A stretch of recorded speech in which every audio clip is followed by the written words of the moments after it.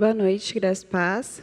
Gostaria de convidá-los a abrir a Bíblia em Atos, capítulo 16, versículo 17, versículo 16.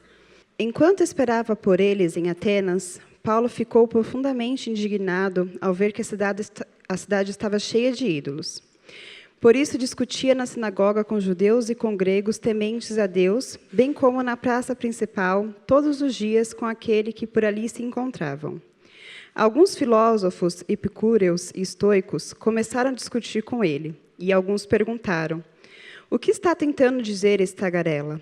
Outros diziam: "Parece que ele está anunciando deuses estrangeiros, pois Paulo estava pregando as boas novas a respeito de Jesus e da ressurreição."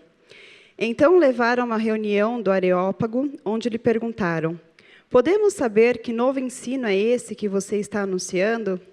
Você está nos apresentando algumas ideias estranhas e queremos saber o que elas significam." Todos os atenienses e estrangeiros que ali viviam não se preocupavam com outra coisa senão falar ou ouvir as últimas novidades.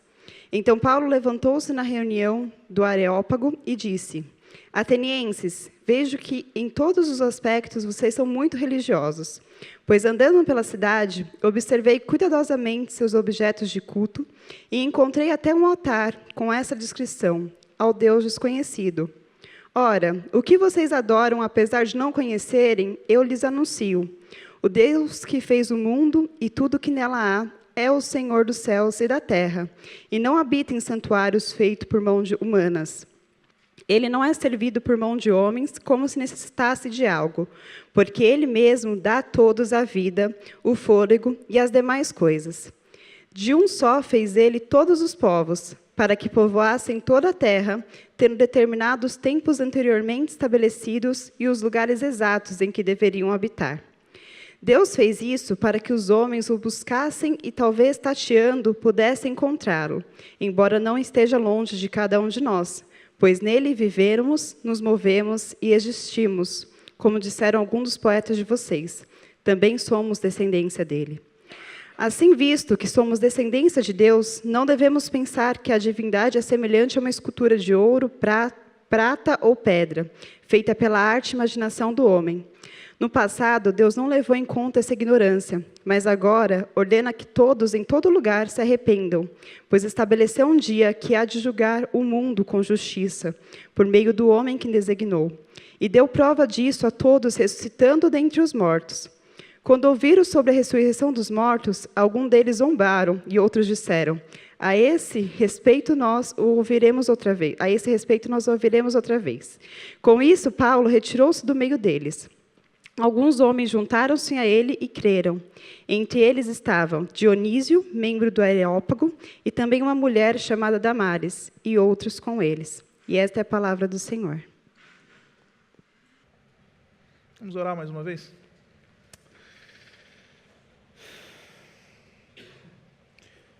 Pai, opera por meio da Tua palavra essa noite. E que o Senhor nos faça fiéis ao texto, porque queremos ser fiéis a Ti, o autor do texto. E nos instrui de maneira profunda quando mergulhamos nesse evento tão importante para o cristianismo e para toda a cristandade.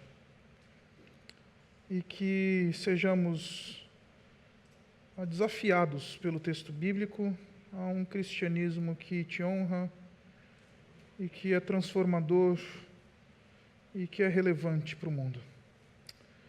Então nos ajuda na nossa incapacidade e na nossa pequenez. E leva o nosso pensamento cativo a Ti. Nós oramos assim em nome de Jesus. Amém. Nós estamos começando uma nova série aqui na Igreja Batista Urbana.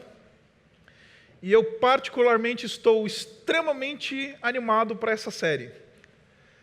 Essa série, ela tem o título de Areópago, a fé pública.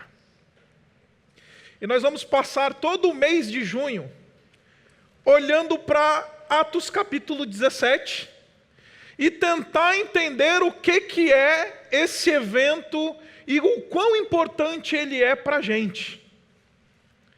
E essa série, ela é duplamente importante porque ela toca aquilo que nós entendemos ser a visão da nossa comunidade. A nossa declaração de missão, ou nossa declaração de existência, diz que a Igreja Batista Urbana, ela existe para honrar e servir a Deus na comunicação do Evangelho. Nós nos propomos ser uma agência de comunicação do Evangelho do Senhor Jesus Cristo, na proclamação do Evangelho do Senhor Jesus Cristo, e existimos para honrar e servir a Deus na formação de discípulos de Jesus Cristo, maduros e engajados em 3 coisinhas: na renovação espiritual, na renovação cultural e na renovação social da grande São Paulo e do mundo. É isso que diz a nossa declaração de missão. Eu demorei um tempão para decorar isso. Mas,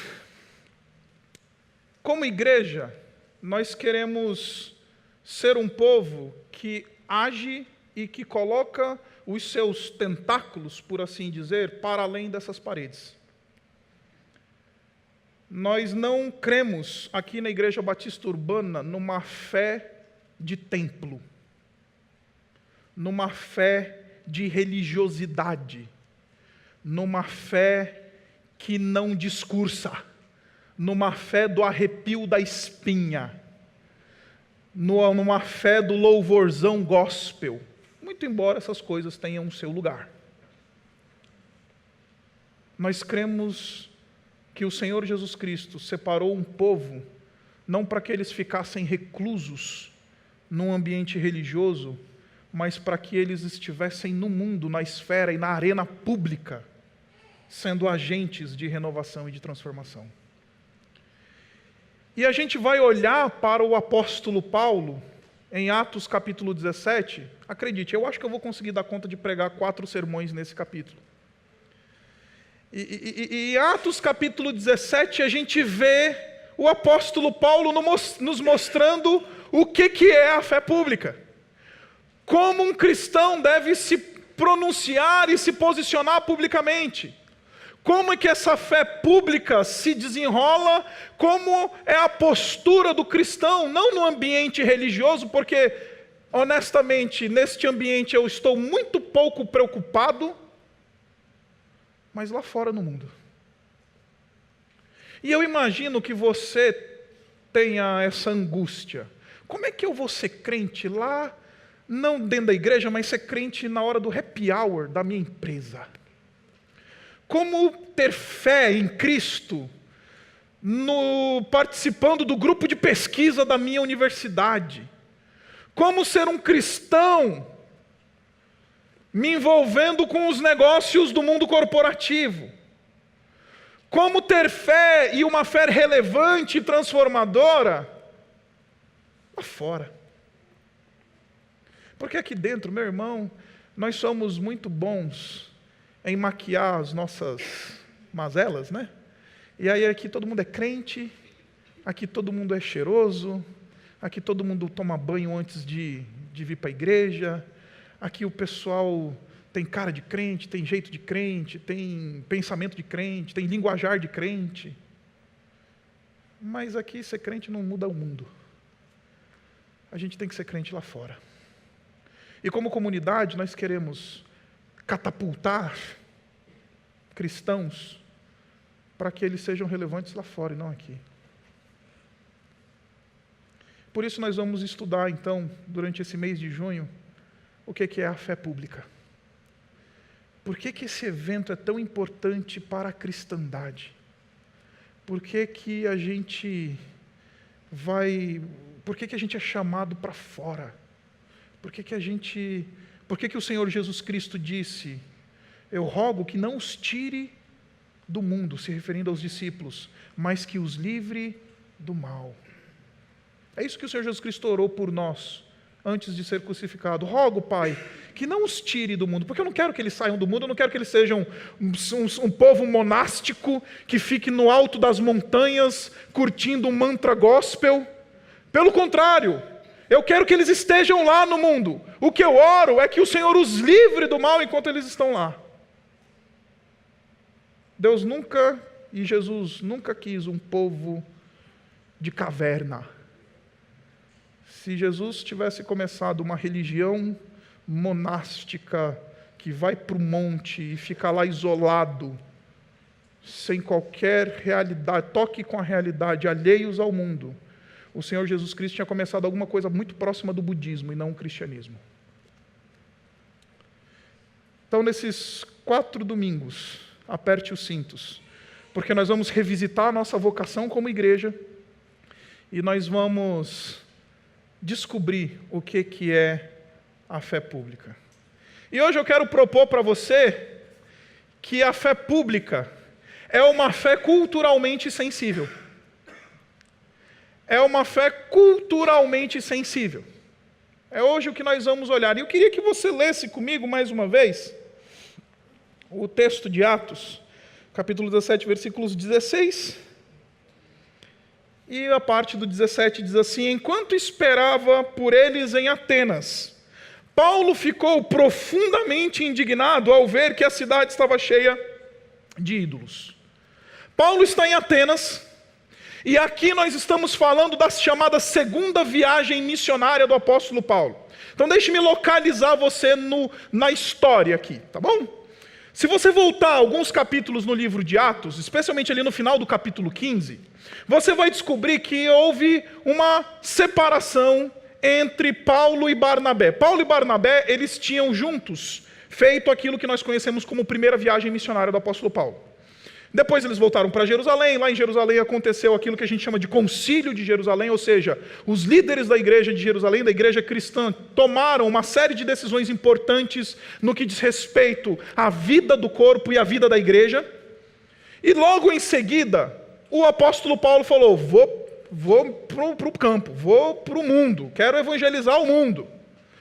E ele convidou o Barnabé, falou: vamos comigo, você já foi na primeira, vamos na segunda. Só que nesse momento, houve uma divergência entre eles. Por quê? Porque o Barnabé, ele queria levar com um grupo, com eles dois, o Joãozinho Marcos, o autor do Evangelho de Marcos. O Joãozinho Marcos, nessa altura do campeonato, era um jovem, vocacionado, só que ele tinha meio que pipocado na primeira viagem. Não aguentou o tranco da viagem missionária, que viagem missionária é assim, dorme ao léu, é perseguição, é chibatada, é nego querendo te pegar.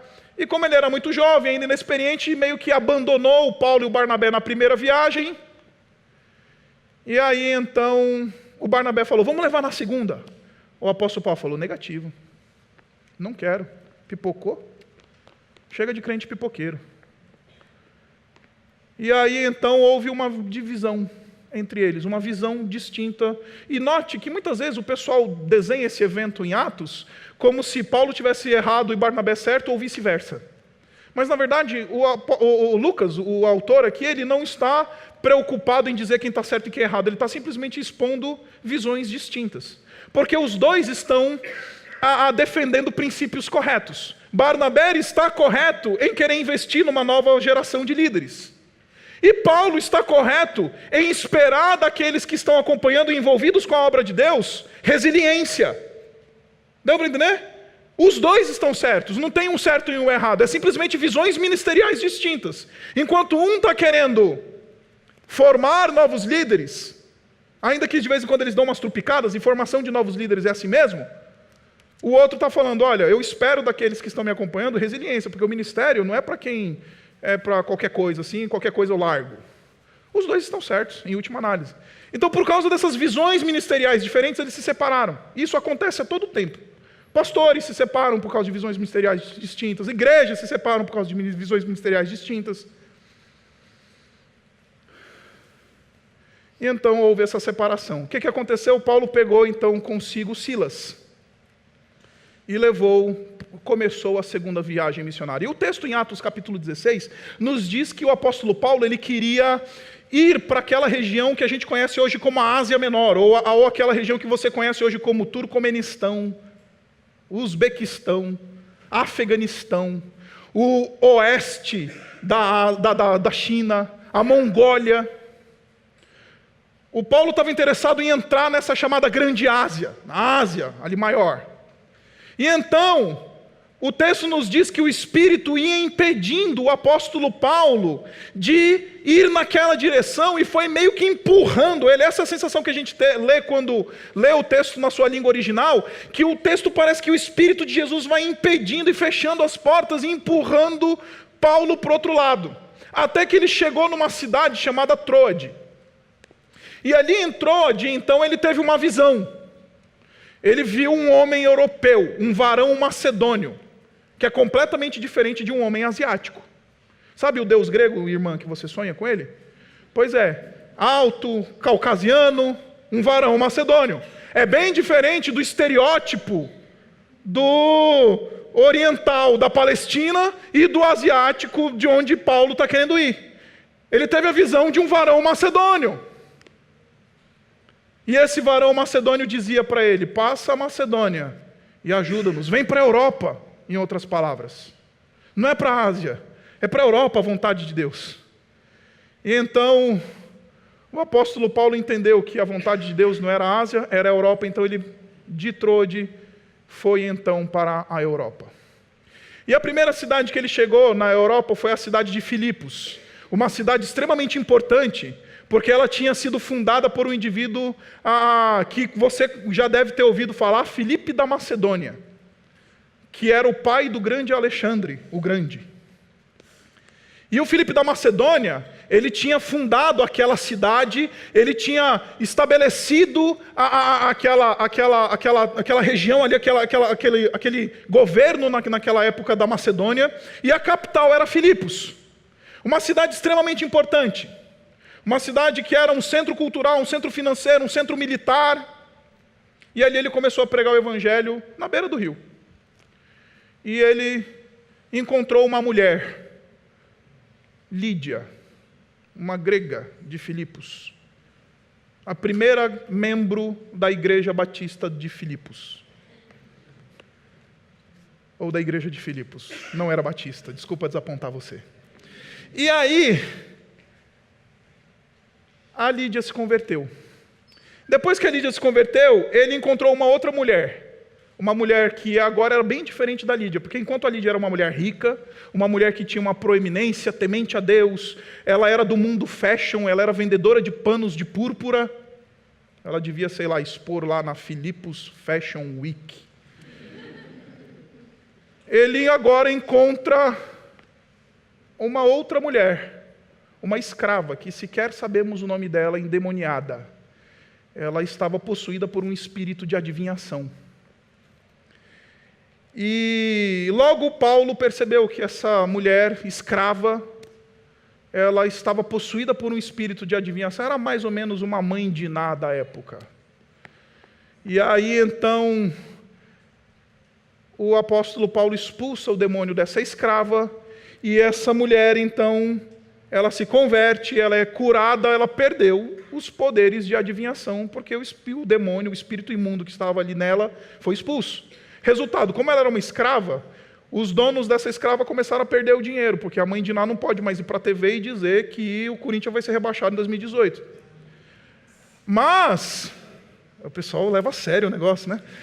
Mas, mexeu com dinheiro, o que acontece?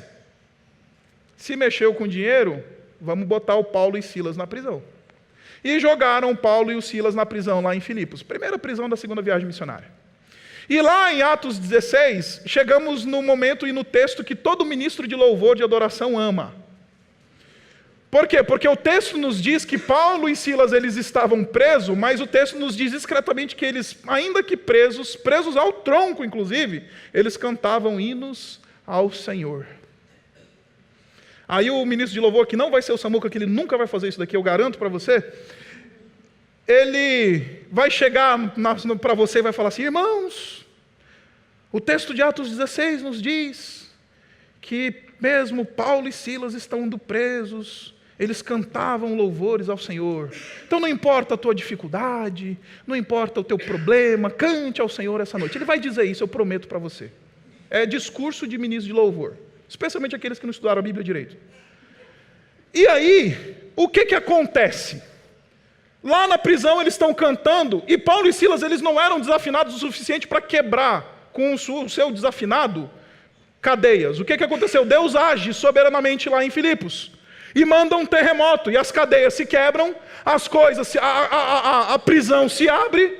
E o que acontece quando a prisão abre? Você sabe o time que os caras torcem, vai tudo embora. Fugiram. O carcereiro, ele percebendo que ele ia ter que responder com a sua própria vida por causa dos prisioneiros que fugiram, já puxou a espada e falou, já vou fazer o negócio antes dos superiores. E ele, quando ele estava prestes de tomar a sua própria vida, então Paulo lá de dentro dá um grito, falou, cara, não faz nada contigo não, porque nós estamos aqui.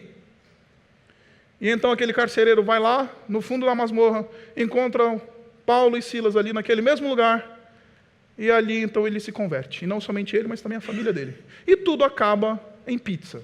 Na verdade, em comida grega, porque é Filipos. E então, eles comem, tem uma refeição joia, como bons crentes que são, porque tudo termina em comida. E então Paulo segue a sua viagem.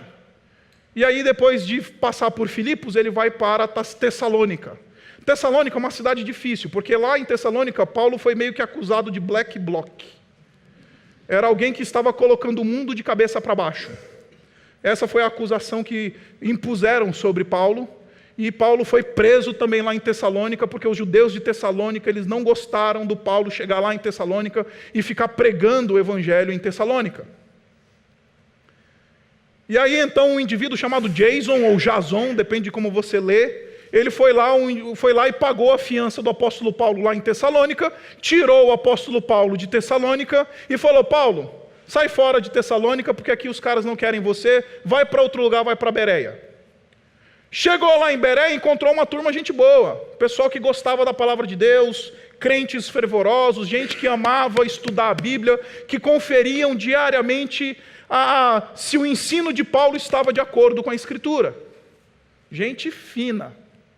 Terminou o seu tempo lá em Bereia, ele chega em Atenas. E aqui nós estamos em Atos capítulo 17. Note primeiro uma coisa. O apóstolo Paulo tinha como estratégia missionária ir para as grandes cidades, passar pelos grandes centros. E ele não tinha interesse em que a sua mensagem fosse proclamada em ambientes fechados. Pelo contrário, ele ia para o ambiente público. Ele queria proclamar o cristianismo para a massa, porque ele sabia que se alcançasse os grandes centros, ele ia alcançar a massa formadora de opinião, os centros intelectuais. Ganhar o grande centro significa ganhar a circunvizinhança. Então, essa era a estratégia de Paulo. Não à toa ele chega em Atenas. E enquanto ele está esperando ali o Silas e o Timóteo, que tinham ficado em Bereia, voltarem para Atenas para encontrarem ele em Atenas, Paulo está dando uma volta em Atenas. E ele começa a ver a cidade, como nós acabamos de ler, cheia de ídolos e de templos. O texto nos diz que este sentimento que aflorou em Paulo por causa disso, é um sentimento que a nossa Bíblia está traduzindo como indignação, como raiva. Mas, na verdade, a expressão grega que aparece aqui, ela comunica provocação. Sabe quando alguém te provoca? Sabe quando alguém chega para você e fala, truco, ladrão? Você fala, esse cara está me provocando, velho. É esse sentimento que Paulo teve. Paulo se sentiu provocado pela cultura de Atenas, pela idolatria de Atenas, pelos movimentos filosóficos em Atenas, porque Atenas era um grande centro cultural, Atenas era um grande centro religioso, Atenas era um grande centro intelectual, e Paulo chegando ali, ele se sentiu provocado. Em outras palavras, ele não era indiferente à cultura onde ele chegou. Ele não era alguém indiferente ao que ele estava vendo. Ele era sensível à cultura. Ele demonstrou uma sensibilidade. Ele não ficou na indiferença, não conseguiu ser indiferente ao que ele estava vendo naquela cultura. E, meus irmãos, o grande problema na igreja evangélica brasileira hoje é que ela é profundamente indiferente à cultura brasileira. A gente não mais interage, a gente não mais se sente provocado, e a gente não tem mais nada, e nos sentimos e somos completamente alheios àquilo que está acontecendo lá fora. Quer um exemplo disso? Hoje está acontecendo em São Paulo a maior parada do orgulho gay do mundo. Isso mexeu com você de alguma maneira hoje? Pois é. Se você deseja praticar fé pública, a cultura precisa mexer com você. A cultura precisa te deixar provocado. Fala, peraí, como é que é? O apóstolo Paulo está se sentindo provocado pelo que ele está vendo. Ele olha para os templos, ele olha para os ídolos, ele olha para a cultura, ele olha para aqueles filósofos, ele olha para aquelas pessoas, e ele está se sentindo profundamente provocado por isso. O texto continua. E o texto diz para a gente que não somente por causa disso ele ficou indignado, provocado em ver que a cidade estava cheia de ídolos, e por causa disso ele discutia na sinagoga com judeus e com gregos tementes a Deus, bem como na praça principal. Paulo aceitou o debate. Paulo aceitou o diálogo. E aqui a praça principal, eu acho que você já deve ter ouvido falar, é a chamada Ágora. A Ágora grega. Paulo está no ambiente mais público de Atenas e os caras gritaram, truco? Vamos trocar uma ideia, desce. Vocês estão querendo me provocar? Vamos conversar. Vamos dialogar. Vamos ver o que vocês têm a dizer, e eu tenho a dizer, e vamos trocar ideia. Sabe por que a igreja evangélica brasileira não consegue trocar ideia com a cultura? Porque é uma igreja profundamente despreparada e analfabeta bíblica e teológica.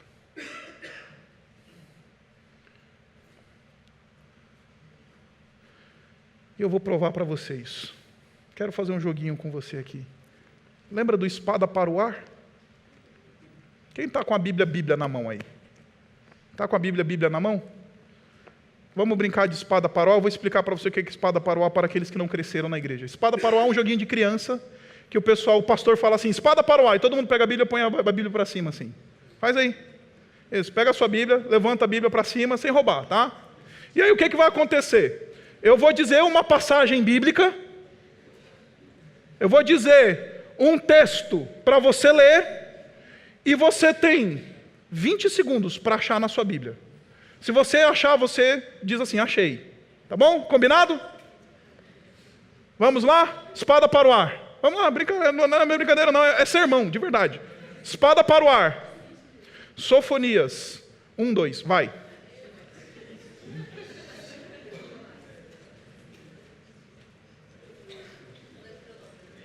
Eu já estou contando. Acabou o tempo. Um povo que não consegue achar sofonias na Bíblia não tem competência para discutir cultura com o povo lá fora. Desculpa se eu te ofendi. Mas um povo que não consegue achar sofonias na Bíblia não vai conseguir dialogar com a cultura. Um povo que não consegue achar sofonias na sua própria Bíblia não tem competência e capacidade de entrar na arena pública e falar, vamos conversar. É por isso que os professores universitários desse mundo estão engolindo os nossos jovens, porque os nossos jovens não são mais preparados. Aí eles vão para a faculdade e saem ateus de lá. É por isso que os nossos casamentos, eles estão se deixando levar pelas filosofias de 50 tons de cinza. É por isso que os nossos casamentos estão se deixando levar por uma cultura mundana, porque os crentes de hoje não têm mais competência para dialogar com aquilo que aparece diante dos seus olhos.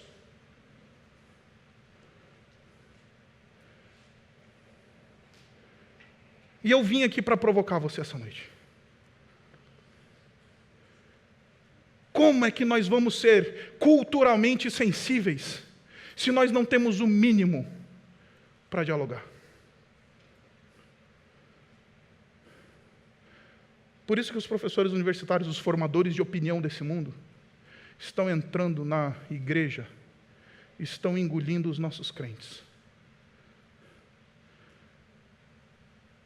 É por isso que a gente se tornou um clubinho fechado.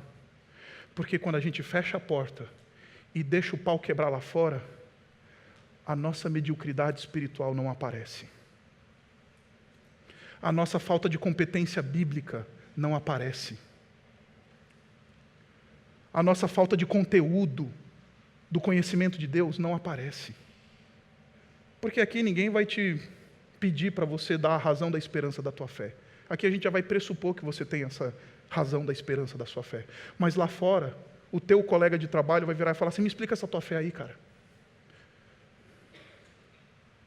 Essa semana eu recebi um e-mail de uma pessoa lá na minha página no Facebook, falou assim: pastor, como é que eu explico para alguém o que é redenção? Eu acho que eu fui até duro com essa pessoa.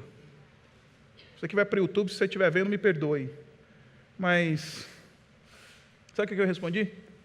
Se você não tem competência para responder para uma pessoa que não conhece a Jesus o que é redenção, você nunca entendeu o Evangelho. É capaz de você nem ser crente.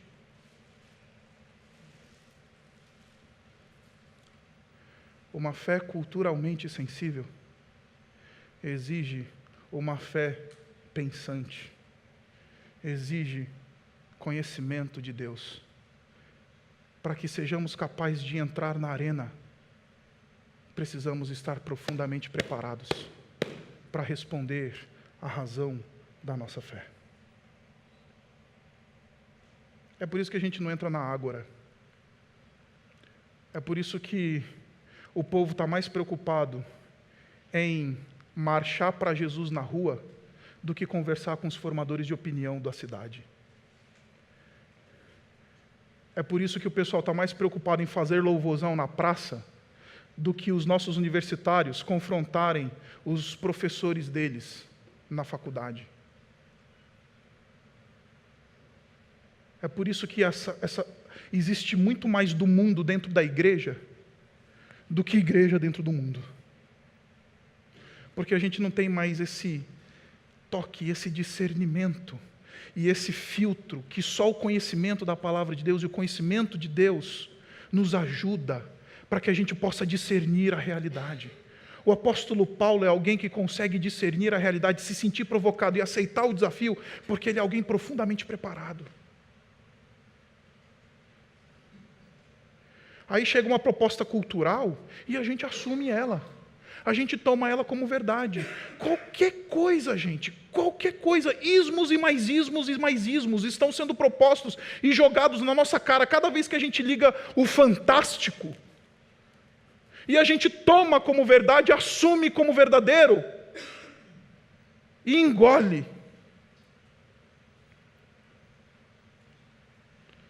Uma fé culturalmente sensível exige uma mente cristã bem informada e uma espiritualidade cristã bem formada. Então eu vim essa noite provocar você e dizer: se você deseja entrar e praticar a fé pública, o primeiro passo é se preparar. O primeiro passo é conhecer a sua fé.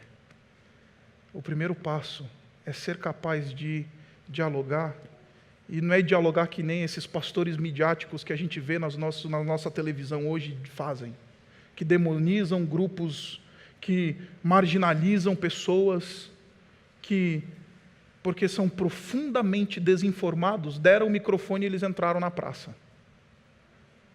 Aí a gente tem essas figuras midiáticas hoje falando besteira em nome dos cristãos na esfera pública, mas eles só refletem a mediocridade aqui de dentro. Eles só refletem o que está acontecendo dentro das nossas igrejas. E aí tem gente que fala: ah não, pastor fulano de tal não me representa. Claro que te representa.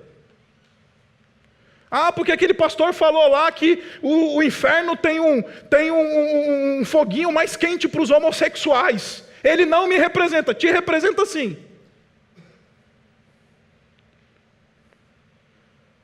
Porque ele só está lá, porque ele é o suprassumo do que é a igreja evangélica hoje. O primeiro ponto doeu, eu sei. O segundo vai ser mais leve. O texto continua. E o texto nos diz uma coisa muito interessante. Que o ambiente público, a esfera pública, ela é um ambiente em que ninguém é unânime. É um ambiente que não há unanimidade. O apóstolo Paulo foi lá, começou a dialogar com as pessoas. Olha só a reação das pessoas. A gente vai trabalhar isso daqui de maneira mais cuidadosa nos próximos sermões, mas eu quero introduzir isso para você. Olha só o que diz o versículo 18, tá? Alguns filósofos epicureus e estoicos, eu vou já explicar para você quem são esses indivíduos, começaram a discutir com eles, e alguns perguntavam: quem é esse tagarela? Aqui a expressão grega é uma expressão que comunica um indivíduo que é dado ao fake news. Tá?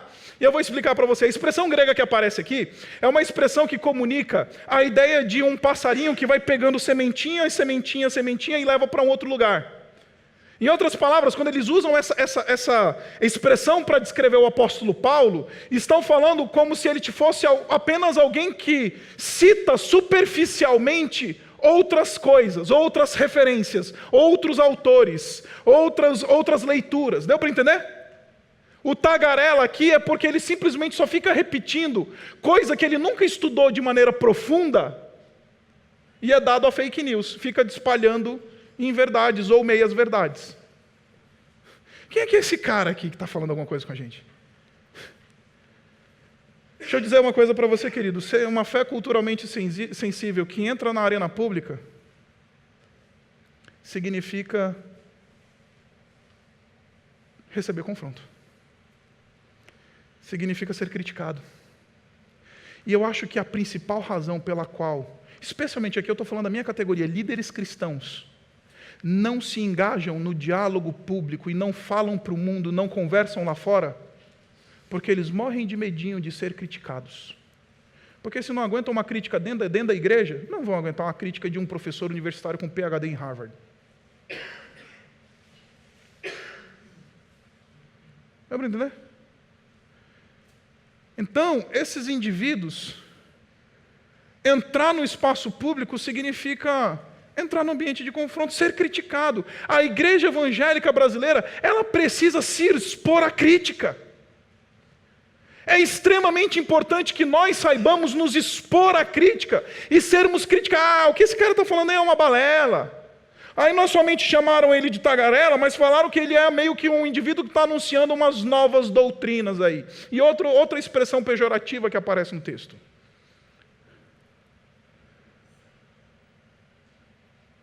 Agora, a gente vive uma vida de cristãozinhos Nutella, que morrem de medo de receber uma crítica do chefe por causa da sua fé. Universitáriozinhos cristãos Nutella, que morrem de medo de aceitar o confronto e aceitar crítica e eventualmente até ser perseguido. Porque, acredite, nós estamos numa era de início de perseguição à fé cristã, por causa da sua fé no ambiente público. É por isso que a gente se fecha. É por isso que é mais legal fazer evento na igreja do que conversar com os nossos pares lá fora. Porque não estamos preparados e não temos estômago para aceitar crítica. Então, uma fé culturalmente sensível exige estômago para aceitar crítica. Exige estômago para ser questionado. Exige estômago para que alguém diga assim: eu acho que você está errado. Mas também exige preparo. Tem um programa que eu gosto bastante de assistir, especialmente pela internet, que é um programa que acho que você já deve ter ouvido falar, chama Manhattan Connection. E o Manhattan Connection, ele é um programa que debate política, cultura, mundo em geral e tudo mais, economia.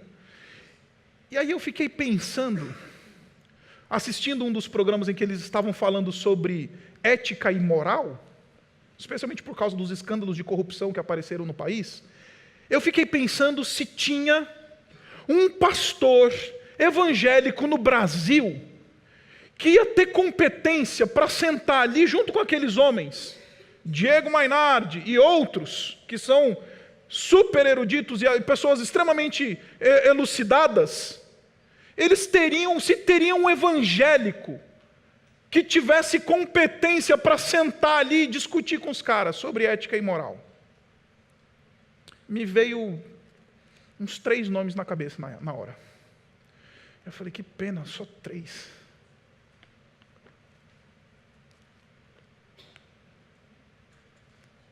Esse é o evangelicalismo brasileiro. Então, quando a Igreja Batista Urbana ela está dizendo que nós queremos formar indivíduos e catapultar eles lá para fora, é isso que nós estamos querendo dizer. Nós queremos formar indivíduos que conheçam tão bem a sua fé, consigam articular a sua fé de maneira profunda, tenham estômago para aceitar eventualmente crítica e entrar no diálogo com a cultura lá fora. E por causa disso, são usados por Deus. Por causa disso, levam outros ao conhecimento da fé. Por causa disso, são agentes de expansão do reino de Deus. Para terminar, eu não vou ter tempo aqui para ler, isso eu vou articular de maneira mais profunda no 3º sermão dessa série. Mas se você ler o discurso de Paulo no Areópago, logo em seguida ele sai da Ágora e vai para o Areópago. O Areópago, a gente vai ver na semana que vem, é o ambiente da elite cultural. Então, ou seja, ele sai agora da massa, lá na Ágora, lá o mercadão, lá na praça pública, onde está toda a massa, e agora ele vai entrar na reitoria da universidade. O Areópago, onde a elite pensante de Atenas estava decidindo temas do juízo, temas do direito, temas da economia, temas da vida moral, temas da política. O Areópago agora não é mais a ágora, não é mais o espaço público onde ele conversa com a massa. Agora ele vai conversar com os eruditos. E se você ler o discurso do apóstolo Paulo, de cabo a rabo, você não vai ver o apóstolo Paulo usando evangeliqueis. Sequer o nome de Jesus aparece no discurso de Paulo. Ele faz uma referência indireta à pessoa do Senhor Jesus Cristo. O que eu estou querendo dizer para você é que uma fé culturalmente sensível precisa adaptar a sua forma de comunicação do Evangelho. Isso é uma coisa que a gente zela, ou tenta zelar aqui na Igreja Batista Urbana, e isso eu explico bastante lá no nosso curso de DNA, é que, na maioria das igrejas evangélicas, se o incrédulo entra dentro das nossas igrejas, ele não entende nada do que está acontecendo nas nossas igrejas, que é tanto nardo, é tanto unção, é tanto evangeliqueis, o nardo que foi quebrado, a unção não sei das quantas, a multiplicação não sei do que, é tanto evangeliqueis que um incrédulo que nunca ouviu falar do evangelho entra nas nossas igrejas evangélicas, ele vai falar assim, esses caras são um bando de maluco, velho. Até a língua que eles falam é estranha. O apóstolo Paulo, ele cuidadosamente adapta a sua comunicação sem comprometer a sua mensagem, mas para se fazer entendido pela sua audiência. A igreja evangélica brasileira não quer mais se fazer entendida pela audiência lá fora. A gente quer falar lindo, bonito para quem está aqui dentro. Mas a gente não consegue mais se fazer entendido para aquelas pessoas que estão lá fora, na arena pública, no mundo. É a unção da reciprocidade. Como é que é? Chegou para mim essa semana. A unção da reciprocidade. Eu que sou crente de berço, não entendi o que era isso. Aí eu fiquei pensando na hora, se o incrédulo ouve isso, unção da reciprocidade, o que será que ele vai entender disso? Não faz nem ideia. Não faz nem ideia. É o nardo. Eu estou pegando aqui a questão do nardo, o chofar. Isso e aquilo. A gente não sequer é entendido por eles lá fora. O apóstolo Paulo, cuidadosamente, de novo, ele não altera a mensagem. A mensagem, como a gente vai ver daqui dois domingos, é uma mensagem que confronta a cosmovisão dessas pessoas. É uma mensagem que incomoda esses caras. É a mensagem mais pura e genuína do Evangelho. Está muito claro o que Paulo está querendo anunciar. Mas ele comunica isso de maneira inteligível.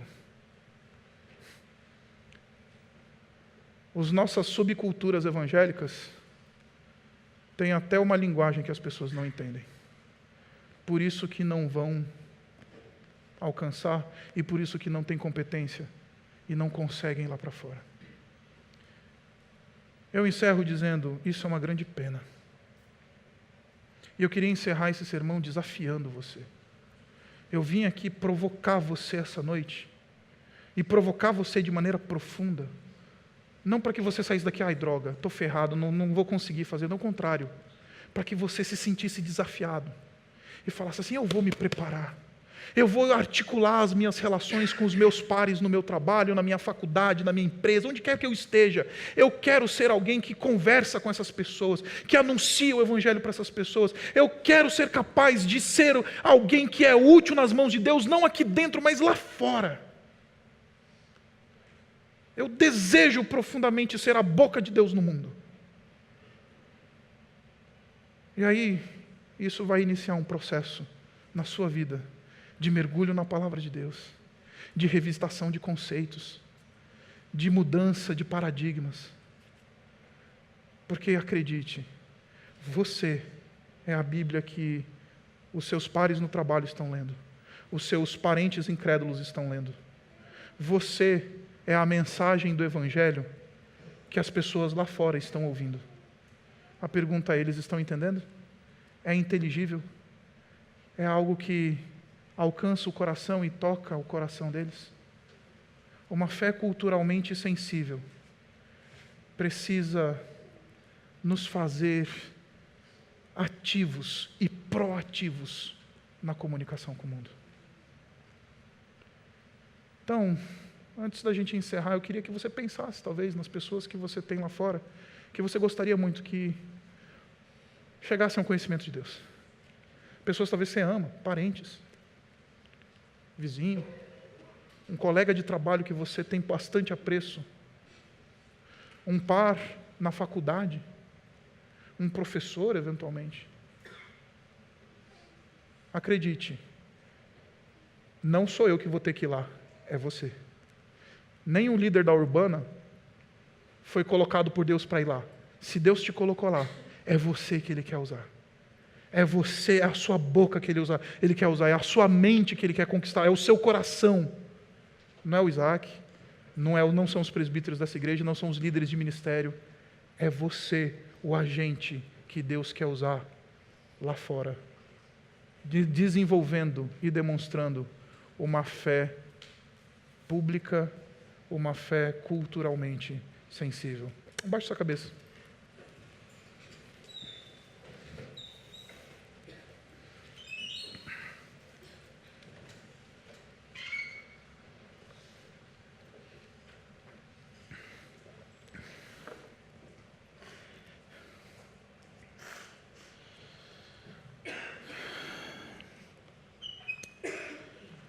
Pai, essa noite a gente quer reconhecer que estamos pecando contra Ti, ao negligenciarmos a nossa vocação para esse mundo, ao negligenciarmos a nossa missão, ao esquecermos que o Senhor nos chamou para sermos sal, para sermos luz, e que mais importante do que ser bem-sucedido profissionalmente é ser alguém profundamente usado por Ti no nosso ambiente onde nós estamos. E Pai, nos ajuda a sermos culturalmente sensíveis. Não permita que sejamos indiferentes ao mundo que está lá fora. Não permita que a gente olhe para o mundo com desdém, numa pretensa arrogância religiosa,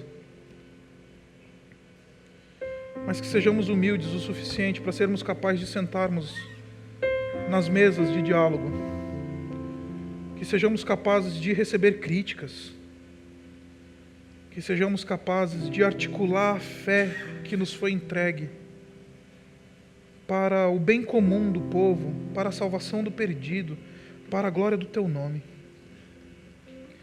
E Pai, que essa noite as pessoas, nós todos, saiamos daqui incomodados, desafiados a sermos esses agentes, a sermos a Tua boca, a sermos os Teus braços, a sermos o Evangelho que as pessoas estão lendo lá fora. Nos quebra essa noite, nos tira da inércia.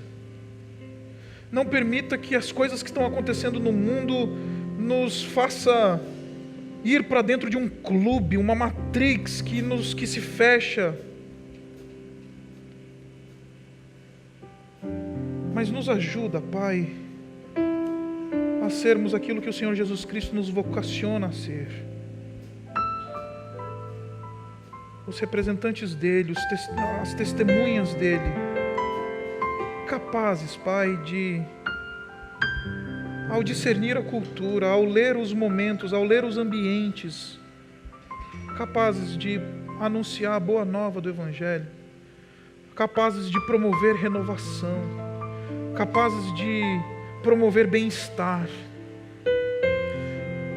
E Pai, nos perdoa porque muitas vezes a gente esconde os nossos dons, os nossos talentos, a gente se esquiva da Tua vocação. E que essa noite o Senhor nos leve para onde o Senhor espera que estejamos, como Teus representantes e como Teus embaixadores. Nós oramos assim em nome do Senhor Jesus.